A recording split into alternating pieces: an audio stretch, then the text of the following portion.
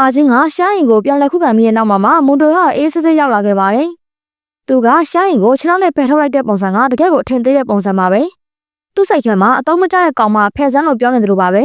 ။ဆိုလိုတာကအခုဖြစ်ပြနေရတဲ့အားလုံးကိုမွန်တိုကကြိုတင်သိပြီးနေတယ်လို့ဖြစ်နေပါတယ်။ရှားရင်ကိုသူပဲခိုင်းထားတာလားဆိုတာကတော့နောက်ပိုင်းမှာအဖြစ်ပေါ်လာမှာပါ။အာချင်းကတော့ဒဏ်ရာပြင်းထန်တာကြောင့်သတိရသွားခဲ့ပါတယ်။အာချင်းပြန်လို့လာတဲ့အချိန်မှာဘေးနားမှာရှိနေတာကဂျွန်စောဖြစ်နေပါတယ်။သူကမွန်တိုရဲ့အိမ်ထဲကိုဘယ်လိုရောက်နေရလဲ။အာချင်းရဲ့အိတ်ခမ်းထဲထိတောင်ဘယ်လိုဝင်လာလဲဆိုတာကတော့စိတ်ဝင်စားဖို့ကောင်းပါတယ်။မကြခင်မှာပဲအာချင်းလောက်ချန်ခံရတဲ့တဲ့ဟာသတင်းတွေမှာပြန့်နှံ့သွားပါတယ်။ဆိုရှယ်မီဒီယာတွေမှာလည်းကောလာဟာတွေမျိုးမျိုးထွက်လာခဲ့ပါတယ်။ဒါပေမဲ့ဒီလိုအတင်းဖြစ်တဲ့တွေကအာချင်းကိုဘာမှမထိခိုက်စေခဲ့ပါဘူး။မွန်တိုရောကအာချင်းကိုဖုန်းဆက်ပြီးရှမ်းရင်ကိုရဲတွေကပြင်းထန်တဲ့စိတ်ဝေဒနာရှင်လို့သတ်မှတ်လိုက်ပြီးဖြစ်ပြီးအခုတော့စိတ်ကြမ်းမာရေးစိတ်ရောမှာထားလိုက်ပြီးဖြစ်လို့နောက်ထပ်ပေါ်လာတော့မှမဟုတ်ဘူးလို့ပြောပြခဲ့ပါတယ်။ဒါကကြည့်ရတာနှစ်သိမ့်စကားလို့ရှိပေမဲ့မွန်တိုရပြောနေတဲ့ပုံစံကအရန်ကိုပျော်ရွှင်နေတဲ့ပုံစံဖြစ်နေပါတယ်။ဒါဟာအာချင်းအတွက်တော့နောက်ထပ်အန်ရတစ်ခုရဲ့သတိပေးချက်ပါပဲ။မွန်တိုရဟာလူတွေကိုသူ့စိတ်ချက်ကစားပွဲတစ်ခုလိုကစားနေပြီးအာချင်းရောရှမ်းရင်ရောဟာသူ့ကစားပွဲကနေရုံလေးတွေဖြစ်နေကြတာပါ။ဒီအချိန်မှာအာချင်းတို့အစိုးရင်ဆုံးဖြစ်နေသူကတော့ဂျယ်အိုပါပဲ။ရှမ်းရင်ကိုစိတ်ကြမ်းမာရေးစိတ်အောင်ပို့လိုက်ပြီးဆိုတာကိုဂျယ်အိုကစုံစမ်းနေသိသွားခဲ့ပါတယ်။အာချင်းဘောသစ္စာရှိဆုံးလို့ဖြစ်တဲ့အတွက်သူကတော့ဒီတိုင်းငြိမ်မနေခဲ့ပါဘူး။ထူးခြားတာကမွန်တိုရရဲ့အရင်မိမဟာလည်းအဲ့စိတ်အောင်မှာပဲထားတာဖြစ်ပါတယ်။ဒါဟာတက်ဆိုင်မှုတစ်ခုမဟုတ်ပဲအဲ့စိတ်အောင်ကိုရောက်သွားတဲ့သူတွေဟာနောက်ပိုင်းမှာဘယ်သူမှပြန်မတွေ့ရတော့ပဲလူလောကကနေပျောက်ကွယ်သွားကြတာပါ။ပြီးတော့အဲ့စိတ်အောင်ကြီးရဲ့ဆရာရှင်ကြီးကလည်းမွန်တိုရကိုယ်တိုင်ဖြစ်နေခဲ့တာပါ။ဒါဟာရိုးရိုးလောက်ကြံမှုမဟုတ်ပဲနောက်ွယ်ကလက်မဲကြီးဟာမွန်တိုရဖြစ်ဖို့ရာခိုင်နှုန်းတော်တော်များနေပါတယ်။ဂျယ်ဟိုစပြီးလှုပ်ရှားနေချိန်မှာဂျွန်စောကတော့ဘာမှမသိသေးပါဘူး။အာချင်းလက်ထပ်သွားကြတဲ့ကသူကလူမြင်ကွင်းကနေပြောင်းနေခဲ့တာပါ။တရက်မှာတော့သူ့အမေနဲ့တူဈေးဝယ်ထားရင်းနဲ့ပရိုဂျူဆာတယောက်နဲ့ဆုံခဲ့ပါတယ်။အဲ့ဒီလူကဂျွန်စောရဲ့ပြည်သက်တယောက်လည်းဖြစ်ပါတယ်။ဂျွန်စောအောင်မြင်ခဲ့တဲ့စာအုပ်ထဲကအကြောင်းအရာတွေဟာတကယ်တော့သူနဲ့အာချင်းတို့ကြားကဖြစ်ရမှန်နေပဲရေးထားတာပါ။အာချင်းလောက်ကြံခံရပြီးနောက်ပိုင်းမှာကောလာဟာတွေအများကြီးထွက်လာတဲ့အခါအဲ့လူကစာအုပ်ကိုပြန်ဖတ်ကြည့်ရင်လည်းတခုခုသတိထားမိသွားခဲ့ပါတယ်။အဲ့ဒီတော့မှဂျွန်စောဟာအာချင်းလောက်ကြံခံရတာကိုသိသွားပါတော့တယ်။တရက်ခန့်ကသူတို့အတန်းပေါ်ရှိုင်းဖြစ်နေတာကိုလည်းသိလိုက်ရပါမယ်။အရေးကြီးဆုံးကအဲ့ဒီသတင်းတွေကိုဘယ်သူကဖြတ်နေလဲဆိုတာပါပဲ။ဂျွန်စောသိတာကတော့ဒါတွေကကောလာဟာတွေမဟုတ်ပဲအာချင်းကိုဘဝပြတ်သွားစေတဲ့အမှန်တရားတွေဖြစ်နေတာပါပဲ။ပရိုဂျူဆာကဂျွန်စောကိုလာတွေ့ရတဲ့အကြောင်းရင်းကလည်းစာအုပ်ထက်ကအချက်လက်တွေနဲ့အခုထွက်နေတဲ့သတင်းတွေကထပ်တူကြနေလို့ပါပဲ။ဒါကြောင့်သူကဂျွန်စောကိုအာချင်းနောက်ွယ်ကအမှန်တရားတွေကိုဖော်ထုတ်မဲ့အစီအစဉ်မှာပါဝင်ဖို့ဖိတ်ခေါ်လိုက်ပါတယ်။ဂျွန်စောကတော့အာချင်းကိုဒုက္ခပေးမဲ့ပရိုဂျူဆာရဲ့ကန့်လန့်ချက်ကိုချက်ချင်းပဲညှိလိုက်ပါတယ်။သူကငါသူ့ကိုကာဝယ်ဖို့တောင်ချိန်မလောက်ဘူးလို့ပြောပြီးဂျေအိုစီကိုချက်ချင်းဖုန်းဆက်လိုက်ပါတယ်။အာချင်းဟာလောက်ချန်ခံရပြီးသတိလစ်သွားရကနေနိုးလာကြတဲ့ကစိတ်ကမကြည်မလင်ဖြစ်နေခဲ့ပါတယ်။တနေ့မှာတော့အဲကန်ထဲမှာအိမ်မော်တွေကသူ့ရဲ့မျက်နှာချင်းဆိုင်မှာသူ့အကြောင်းတင်းပြောနေကြတာကိုကြားလိုက်ရပါတယ်။ဒီကောင်မကလူပေါင်းဘလောက်ကိုတောင်ဒုက္ခပေးကြလည်းမသိဘူး။တကယ်တည်တဲ့နယ်လို့ပြောပြီးအိမ်မော်တယောက်ကဓာတ်နဲ့သူ့စီကိုလာနေခဲ့ပါတယ်။အာချင်းကကြောက်လန့်တကြားနဲ့နောက်ဆုတ်လိုက်တော့မှဓာတ်ကသူ့အမြင်မှားနေတာကိုသိလိုက်ရပါတယ်။ဒါပေမဲ့ထူးဆန်းတာကအာချင်းလက်ဖက်ရတာဖို့ပြင်နေတော့မှပဲမြင်ကွင်းကရုတ်တရက်ပြောင်းလာပြီးသူကအိမ်ခန်းထဲကိုပြန်ရောက်နေခဲ့ပါတယ်။လက်ထက်ကလက်ဖက်ရဘကလည်းအရက်ခွက်ဖြစ်နေပြန်ပါတယ်။ခုနကအဲကန်ထဲကကိစ္စကအစ်စ်လားအတူလားဆိုတာသူကိုယ်တိုင်ခွဲခြားမရတော့ပါဘူး။အာချင်းကဘာတွေဖြစ်နေကြလဲဆိုတာကိုသိချင်ပြီးတော့အဲကန်ကိုပြန်ဆင်းကြည့်တော့ကျမ်းမြေပေါ်မှာပစ္စည်းတွေကပြန့်ကျဲနေပြီးအိမ်မော်တွေကလည်းသူ့ကိုကြောက်နေကြကြည့်နေကြပါတယ်။သူအိမ်ခန်းထဲပြန်သွားတတိယတက်ကိုဖျက်တဲ့အခါမှာတော့ထူးထူးခြားခြားပဲအမြဲတမ်းတောက်ခံရတဲ့တန်တကားကဖျက်ဆီးခံရပြီးပွင့်နေတာကိုတွေ့လိုက်ရပါတယ်။ခန်းတကားတိုင်းတော့တွေကလည်းပျက်စီးနေခဲ့ပါတယ်။သူကအိမ်တော်တွေကိုမေးကြည့်လိုက်တော့ဒါတွေအားလုံးဟာအာချင်းဖျက်ဆီးထားတာဖြစ်ပြီးအခန်းတကားကိုလည်းဖျက်ဆီးခဲ့တာပါလို့ပြောပြလိုက်ပါတယ်။ဒီအချိန်မှာပဲမွန်တိုရောက်ပြောပြတဲ့စကားတွေဟာသူ့နားတွေကိုပြန်ပြီးဝင်ရောက်လာခဲ့ပါတယ်전 저가 나만 보면 자꾸 죽여버리고 싶다고 해서 그래서 이혼했어요. ဒီစကားတွေဟာအာချင်းကိုအကြီးကျယ်ချောက်လက်နေခဲ့ပါတယ်။အခုသူဖြစ်နေတဲ့ပုံစံကဒိုရော့ရဲ့ဇနီးဟောင်းဖြစ်ခဲ့တဲ့အတိုင်းဒီပုံစံနဲ့ဖြစ်နေလို့ပါပဲ။အိမ်တော်တိုင်းကစိတ်ယုံသွားမှလို့သူ့ကိုမေးတော့သူကငါအယူမဟုတ်ဘူးလို့ပြန်ပြောလိုက်ပါတယ်။အာချင်းရဲ့စိတ်ထဲမှာတော့ငါတောက်တာများသွားလို့နေမှာပါခဏတာမှတ်ညံနှုတ်သွားတာဖြစ်မှာပါလို့ကိုယ့်ကိုဖြစ်သိနေခဲ့ရပါတယ်။သူ့ရဲ့စိတ်အခြေအနေမမှန်တာကိုအိမ်တော်တိုင်းကဒိုရော့စီသွားတိုင်မှာကိုလည်းအရန်ကြောက်နေခဲ့ပါတယ်။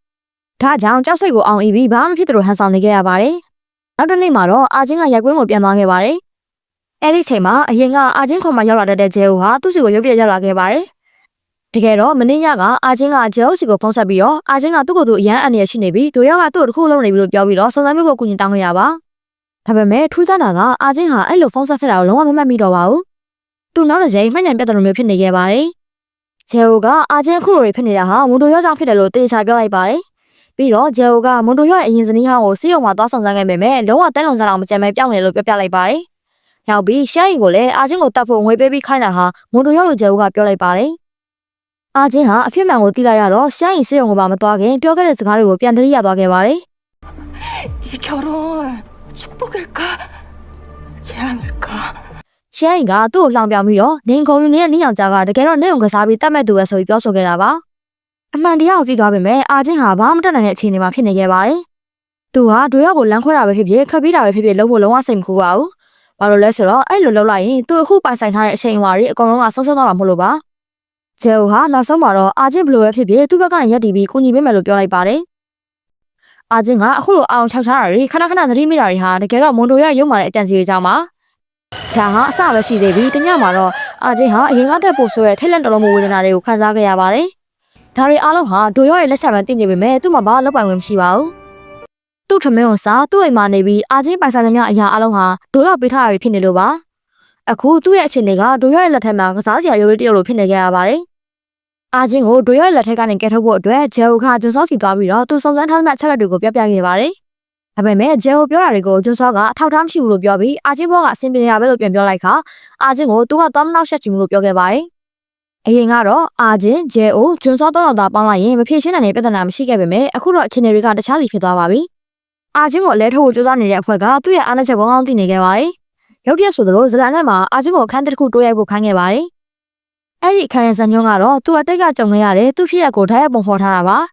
ါလောက်ကဲမှာ baseball တွေကိုမြင်လိုက်တဲ့ကဒါဟာအာချင်းကိုစိတ်တက်ပြိုလဲအောင်တမင်ရည်ရွယ်ပြီးစီစဉ်ထားမှန်းသိတာနေပါပြီရိုက်ကွင်းရဲ့အပြင်စင်ကအာချင်းငယ်ငယ်ကနေခဲ့တဲ့အခန်းနဲ့ပုံစံတူယူထားတာပါနိုင်ဘောကအချိန်ကစအဲ့ဒီတော့ဖြစ်ရမှန်အတိုင်းတိကျကျပြင်ဆင်ထားပါတယ်ဒါဟာအာချင်းတို့တော့ကြီးမားတဲ့စိတ်ဓာတ်ရာကိုပြန်နှုတ်ဆွပေးလို့ဖြစ်နေခဲ့ပါတယ်သူတော်တော်နဲ့အောင်စုဆိုင်လို့မရပဲအချိန်ချင်းကြာရှုံးနေပါတယ်ဒါပေမဲ့အောင်မြင်မှုကိုငှမ်းဖို့တဲ့အာချင်းကတော့ဒါကိုငါကြော်ဖြတ်နိုင်မှာဖြစ်မယ်လို့ကိုယ့်ကိုအတင်းကျပ်စေသိပြီးပြန်ကြိုးစားခဲ့ပါတယ်ဒါပေမဲ့သူကြော်ဖြတ်နိုင်ခဲ့တာမဟုတ်ပဲအတက်ရဲ့ချောက်လက်မှုကိုတကယ်လို့ထင်သွားခဲ့တာပါတရုပ်ဆောင်နေရင်လည်းအာချင်းဟာတကယ်လက်တွေ့နဲ့တရုပ်ဆောင်နေတာကိုခွဲခြားလို့မရတော့ပဲစိတ်လွတ်သွားပါတော့တယ်သူကသူ့ကိုနှိပ်စက်ခဲ့တဲ့သူလို့ထင်အောင်ထင်မှားဖြစ်ပြီးတော့ရက်ကွက်မော်ကတရုပ်ဆောင်နေတဲ့သူကိုတကယ်ပဲအပြင်းထန်တက်ခိုက်ပါတော့တယ်ဒါဟာပရိုဂျူဆာမျှော်လင့်နေတဲ့အကွက်ပါပဲရက်ကွက်တစ်ခုလုံးရုပ်သက်သက်ဖြစ်သွားပြီးဒရိုက်တာကကတ်လုပ်ပေမဲ့အာချင်းကတော့သတိမဝင်သေးပါဘူးသူနဲ့တူတူတရုပ်ဆောင်တဲ့သူစီယွန်းကတော့ဒဏ်ရာပြင်းပြထန်ရသွားခဲ့ပါတယ်ရက်ကွက်မော်မှာအာချင်းကတခြားတရုပ်ဆောင်တယောက်ကိုတကယ်ရိုက်နှက်ခဲ့တဲ့ကိစ္စကသတင်းကြီးဖြစ်သွားခဲ့ပါတယ်အရင်ကလို့ကောလာဟာလာမဟုတ်တော့ပဲဗီဒီယိုထားရတဲ့ကွာတကယ်ကိုကြီးမားတဲ့သတင်းစိုးကြီးဖြစ်သွားတာပါအာချင်းကဒရိုက်တာကိုဘာလို့ဒီလိုဇက်ကွက်မျိုးကိုအတင်းထည့်ရလဲလို့မေးတဲ့အခါမှာတော့ဒရိုက်တာကငါ့မမဲနဲ့နင်းယောက်ျားကိုသွားမေး။ तू ကရင်းနှီးညွှန်နှံသူလေ။ तू ခိုင်းလို့လုပ်ရတာလို့ဒရိုက်တာကပြန်ဖြေခဲ့ပါတယ်။အာချင်းကဒေါသတကြီးနဲ့မိုတိုရော့စီသွားတဲ့အခါမှာ तू ကအေးဆေးဆေးပဲစောင့်နေပါတယ်။တကယ်တော့ तू ကအာချင်းကို तू ကကြိုက်တာနေစေချင်တာပါ။ပြီးတော့ငါသမီးတွေကိုပြန်ဖြုတ်ပေးရင်မင်းကငါစကားကိုနားထောင်ပါလို့ချင်းချောက်ပြီးတော့ပြောခဲ့ပါတယ်။ဒိုရော့ကအာချင်းကိုချစ်လို့ဒီလိုလုပ်တာလို့ပြောလိုက်ပေမဲ့သူ့ရဲ့ချစ်ကကြက်ဆန်ကောင်းတဲ့ပိုင်ဆိုင်လိုမှုပါ။သူ့ရဲ့ဇနီးဟောင်းကလည်းဒီလိုဖိအားတွေကိုမခံနိုင်တော့လို့စိတ်ဖောက်ပြန်သွားခဲ့တာဖြစ်ပြီးအာချင်းကိုတော့သူ့ရဲ့ပိုတောက်ခံနိုင်မျိုးသူကယူဆနေတာပါ။အာချင်းရဲ့စိတ်ထဲမှာအမြဲတမ်းတမြင့်မြင့်ခံစားနေရတဲ့အပြစ်ရှိတဲ့စိတ်တစ်ခုရှိပါတယ်။အဲ့ဒါကတော့သူ့ရဲ့အမေသေးကန်ဒီမှာအကူအညီတောင်းနေတာကိုဘာမှမလုပ်ပဲဒီတိုင်းရက်ချစ်နေကြတဲ့ကိစ္စပါ။အာချင်းကအခုသူကြုံတွေ့နေရတဲ့ဒုက္ခတွေအားလုံးဟာအဲ့ဒီတော့လောရဲ့အတွက်ဝတ်လေတာဒါမှမဟုတ်ပြည့်တန်လို့ယူဆနေရပါတယ်။အာချင်းကတခါကသူသတိလစ်နေတော့ဘေးမှာကျွန်းသွားရှိနေတယ်လို့ထင်ခဲ့ပြီးသူ့ရဲ့တိတ်ကလှုပ်ချက်တွေကိုရင်ဖွင့်ခဲ့ပါတယ်။သူကဒါဟာအိမ်မက်လိုပဲထင်ခဲ့တာပါ။ဒါပေမဲ့အခုမှအဖြစ်မှန်ကပေါ်လာပါတယ်။အဲ့ဒီတော့ကအနားမှာရှိနေကြတာကကျွန်းစောမဟုတ်ပဲမွန်တိုရော့ဖြစ်နေတာပါ။ဒိုရော့ကအာချင်းကိုစိတ်ဓာတ်တွေပြိုလဲအောင်လုပ်ပြီးအဲ့လိုဝက်ချက်ကိုအာချင်းကိုယ်တိုင်ဖွင့်ပြောလာအောင်ဖန်တီးခဲ့တာပါအခုတော့အာချင်းရဲ့အားနည်းချက်တွေအားလုံးဟာဒိုရော့ရဲ့လက်ထဲမှာရောက်သွားပါပြီဒိုရော့ကအာချင်းကိုစိတ်ဓာတ်ပိုင်းဆိုင်ရာအရာရောရုပ်ပိုင်းဆိုင်ရာအရာပါအမြင့်ကနေဆွမ်းတော့ဖို့ကြိုးစားနေတာပါအရင်ကဘလောက်ပဲအခက်အခဲတွေတွေ့အာချင်းမှာဖြစ်ရှင်းနိုင်တဲ့နည်းလမ်းရှိခဲ့ပေမဲ့အခုတော့ဒိုရော့ကသူ့ကိုလက်ခုပ်ထဲကရေးလို့လုံးဝချုပ်ကန်ထားနိုင်ခဲ့ပါပြီအဲ့နောက်ဒိုရော့ဟာဂျွန်စောစီဖုန်းဆက်ပြီးတော့မင်းရချစ်တဲ့မိန်းမကိုငါစိတ်ကြိုက်ကစားနေတာဖြစ်ပြီးမင်းမသူ့စီအကူအညီတောင်းအဲ့လူကငါလက်အောက်ကမလွတ်ပါဘူးလို့ဆိုပြီးစော်ကားပြောဆိုလိုက်ပါတယ်မွန်တိုရကအာချင်းကိုမင်းရဲ့ဂျေုံနဲ့ဂျွန်စောပါရင်တော့ငါ့အောင်မနိုင်ဘူးဆိုပြီးချင်းချောက်ပြောဆိုလိုက်ပါတယ်အရင်ကအာချင်းဒုက္ခရောက်တိုင်းဂျေုံကတော့ဘာမှမမေ့ပဲနောက်ကနေကူညီပေးတတ်ပေမဲ့ဂျွန်စောကတော့အမြဲတမ်းအာချင်းတော်တော့ဘယ်တော့မှဆုံးသက်မှာလဲဆိုပြီးတားဆီးနေတတ်ပါတယ်အာချင်းတို့တော့ဂျွန်စောရဲ့စကားတွေကအားပေးတာထက်ပိုပြီးစိတ်ဓာတ်ကျစေပြီးတော့ရန်နူလာမိတ်ဆွေလာလို့တော့တန်တရားဝင်စားဖြစ်နေခဲ့ပါတယ်မွန်တိုရနဲ့ပထမဆုံးထိတ်တိုက်ရင်ဆိုင်မှုမှာအာချင်းဟာအရှက်ရစွာနဲ့အလဲထိုးခံလိုက်ရပါတယ်ဂျွန်စောကပါနောက်ကနေစိတ်ပြတ်စရာစကားတွေပြောလိုက်တဲ့အခါမှာတော့အာချင်းကလုံးဝစိတ်ပြတ်သွားပါပြီဒီတစ်ခါမှာတော့သူဂျဲအိုကိုဖုန်းဆက်လိုက်ပါတယ်အရင်တော့ကဂျဲအိုကိုတုံးချဖို့အတွက်ပဲဆက်သွယ်ခဲ့တာဆိုရင်ယခုတစ်ခါမှာတော့တကယ်ကိုအားကိုးရမယ်ပြီးကဲပေါင်းဆွဲသဘောနဲ့ဆက်သွယ်လိုက်တာပါဂျဲအိုကအာချင်းပြောလိုက်တိုင်းအာချင်းတော့ရှိနေတာကိုအာချင်းကသတိထားမိလာတော့ဂျဲအိုကိုဘာလို့ဒီလောက်ထိလှုပ်ပေးနေရလဲဆိုပြီးမေးလိုက်ပါတယ်